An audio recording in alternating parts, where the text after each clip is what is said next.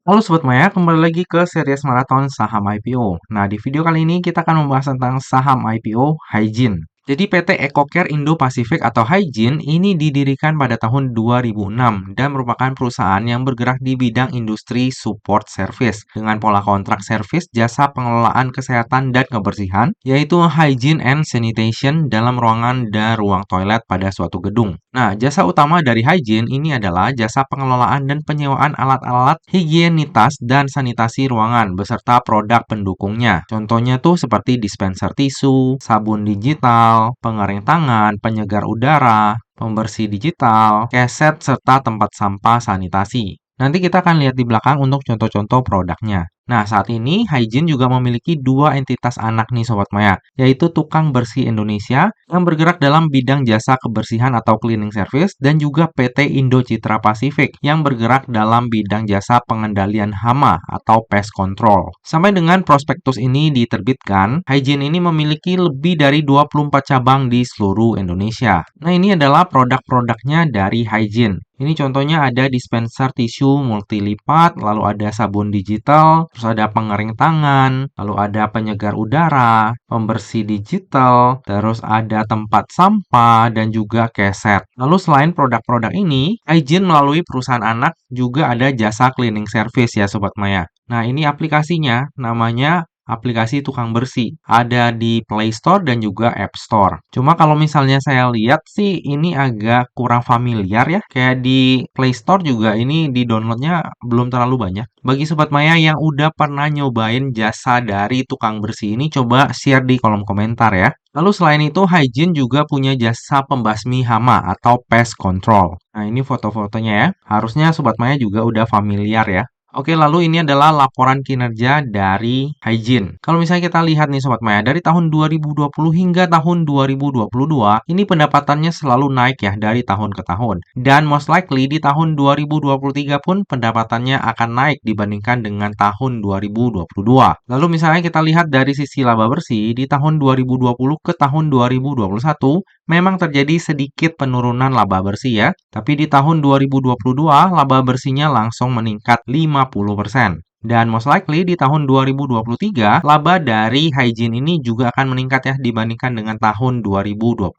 Jadi dari sisi kinerja menarik ya untuk Hygiene ini. Dan kalau misalnya kita lihat dari sisi segmen bisnisnya, ini baik dari jasa hygiene-nya, jasa kebersihannya, dan juga pembasmi hama atau pest control-nya, ini selalu meningkat ya dari tahun ke tahun. Jadi ini kinerja yang sangat menarik nih Sobat Maya. Lalu ini adalah para pelanggan dari Hygiene. Bisa kita lihat di sini ada beberapa nama besar seperti BCA, lalu Mitra Keluarga, ada Wika Realty juga, dan lain-lain. Di prospektus sendiri, Hygiene ini mengklaim bahwa saat ini Hygiene udah memiliki 10.000 pelanggan. Jadi banyak banget ya untuk pelanggannya dari Hygiene ini. Oke, lalu ini adalah para pemegang saham dari Hygiene. Pemegang sahamnya ada 4 ya Sobat Maya, dengan kepemilikan saham terbesar dimiliki oleh Bapak Hendrik Yong. Nah, untuk kesemua para pemegang saham ini, itu ada lock-up period ya Sobat Maya, selama 8 bulan dari semenjak Hygiene ini listing di bursanya kita. Lalu ini adalah struktur IPO dari Hygiene. Sebanyak-banyaknya 525 juta lembar saham atau mewakili sebanyak 20,79% dari modal ditempatkan dan di store penuh yang akan ditawarkan kepada masyarakat. Untuk harga penawarannya sendiri berkisar antara 135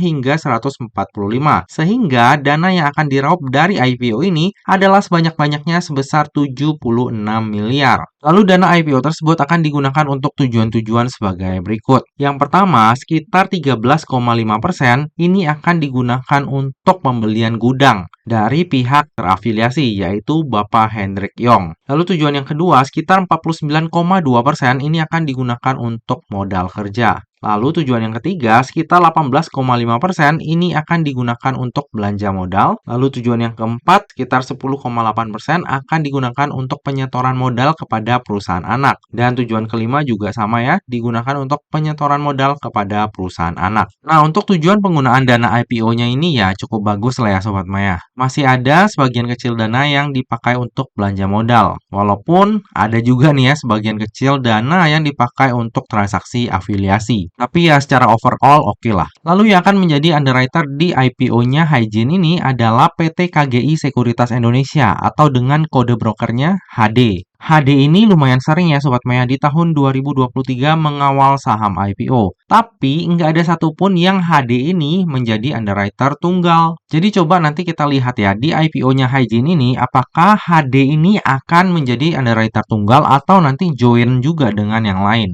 Kalau misalnya kita lihat track record-nya sih ya ini kalau di papan akselerasi sih agak mengerikan ya. BMBL 6 kali ARB, lalu MEN juga ada ARB, FUTR close di zona kuning. Sisanya sih ya ada yang close di zona hijau, ada juga yang arah. Cuma ya kembali ya untuk performa dari saham IPO yang dikawal ini kurang mencerminkan karena KGI itu biasanya join doang. Jadi kita tuh belum tahu Sobat Maya kalau misalnya KGI ini mengawal sendirian itu performanya kayak gimana. Contohnya nih ya, kayak Koka yang berhasil tutup di zona hijau, ini kan leadnya AI. Terus kayak STRK ini leadnya kan Arta. Jadi ya data ini kurang mencerminkan ya kalau untuk formanya HD. Ya semoga aja di IPO-nya Hygiene ini performanya bisa lebih baik. Lalu berikut ini adalah laporan keuangan dari Hygiene. Kalau kita lihat dari sisi aset selalu meningkat ya dari waktu ke waktu, namun dari sisi liabilitas ya cenderung udah stabil. Dan tentunya karena hal tersebut, nilai ekuitasnya juga selalu meningkat ya dari tahun ke tahun.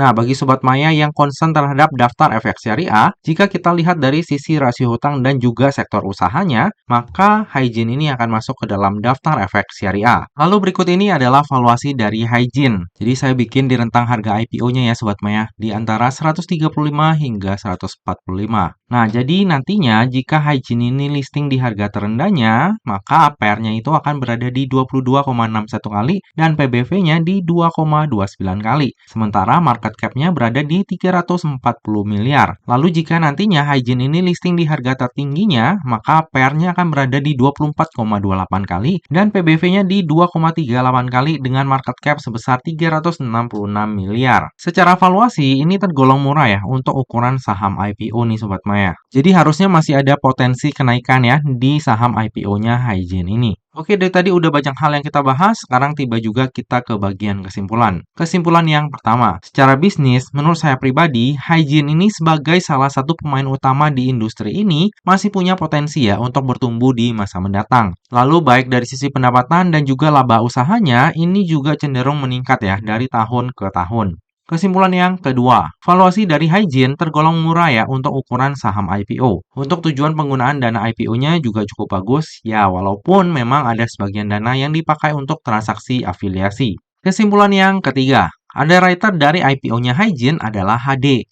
Nah, track record HD ini lumayan bervariasi ya Sobat Maya. Ada beberapa saham ditutup di ARB, ada juga yang ditutup arah berjilid-jilid. Cuma ya kembali ya, kayak tadi saya bilang bahwa HD ini itu di tahun 2023 dia nggak ada tuh mengawal saham IPO yang dia jadi underwriter tunggal. Semuanya join lead dan rata-rata dia yang nebeng ya. Nah, kalau misalnya nanti Hygiene ini HD-nya jadi underwriter tunggal, ya mungkin akan ada hal yang berbeda ya dibandingkan dengan historical yang udah kita lihat tadi. Ya, semoga aja bisa bagus ya. Kesimpulan yang terakhir, saya sendiri akan wait and see dulu, cenderung untuk ikut. Menurut saya pribadi, Hygiene ini adalah perusahaan yang bagus ya Sobat Maya. Dan hingga saat ini masih menjadi perusahaan yang bertumbuh. Peluangnya di masa mendatang juga masih bagus. Valuasinya juga tergolong murah dan kayaknya nggak ada hal yang aneh-aneh ya di sini ya. Cuma nantinya Hygiene ini kan jadwalnya itu barengan ya sama IPO lain. Nah itu sih yang lagi saya pertimbangkan. Kalau misalnya nggak ada hal tersebut sih saya pasti ikut. Dan untuk underwriter nanti juga kita akan lihat ya di prospektus finalnya apakah HD tetap sendirian atau barengan sama underwriter lain. Seperti biasa ya Sobat Maya yang namanya saham, terlebih saham IPO itu nggak pernah luput dari yang namanya resiko. Jadi bagi Sobat Maya yang mau melakukan order saham IPO Hygiene, pastikan Sobat Maya melakukan order sesuai dengan resiko yang siap untuk Sobat Maya tanggung ya. Lebih lengkapnya nanti saya order atau enggak untuk IPO-nya Hygiene akan saya share di tab community ataupun IG saya pada saat masa offering nanti.